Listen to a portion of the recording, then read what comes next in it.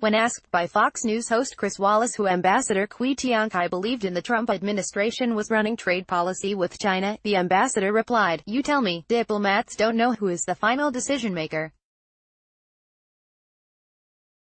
Of course, presumably the president would take the final decision, but who is playing what role?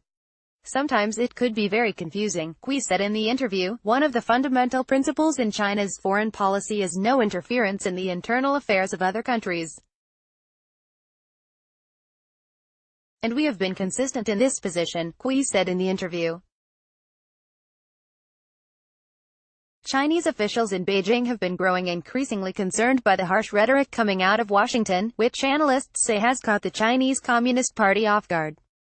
Trump is expected to meet with Chinese President Xi Jinping in Buenos Aires in November for one-on-one talks to broker a solution to the growing diplomatic crisis.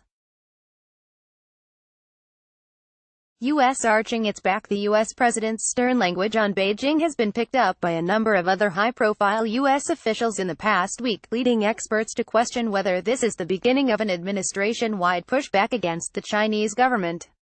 In a fiery speech in Washington last week, U.S. Vice President Mike Pence doubled down on Trump's accusations of electoral inference by Beijing. "As we speak, Beijing is employing a whole-of-government approach, using political, economic, and military tools, as well as propaganda, to advance its influence and benefit its interests in the United States," Pence said in his speech. Responding to allegations of Chinese state media placing propaganda in U.S. media, Cui said China was just learning from American media. "This is normal practice for all media," he said. Days after Pence's speech, FBI Director Christopher Wray said China posed a greater danger to the United States than Russia. "China in many ways represents the broadest, most complicated, most long-term counterintelligence threat we face," he said at a U.S. Senate hearing on Wednesday.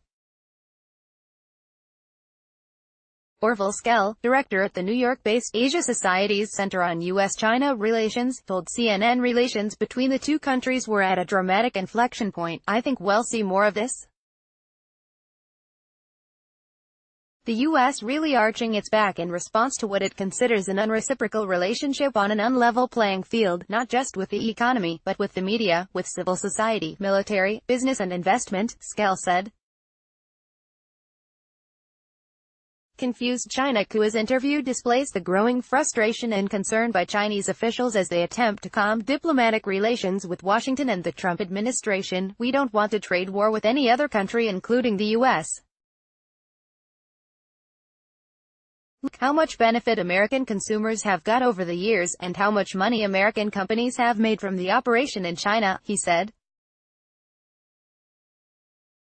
Days before imposing tariffs on $200 billion worth of Chinese goods, Trump threatened to slap further measures on another $267 billion in goods depending on what happens. One line often heard from Chinese officials about the U.S. president is, "What does he really want?" China isn't the first country to be left in the dark by the unpredictable Trump administration's diplomatic policy.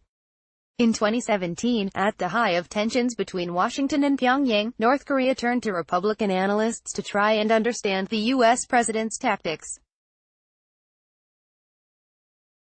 When asked about frosty talks with Secretary of State Mike Pompeo in Beijing last week, Cui said the talks had been very timely and stressed the importance of high-level communication, "But I think it's a legitimate right of every country to defend its national interests and China is no exception," he said. CNN's Stephen Zhang contributed to this article.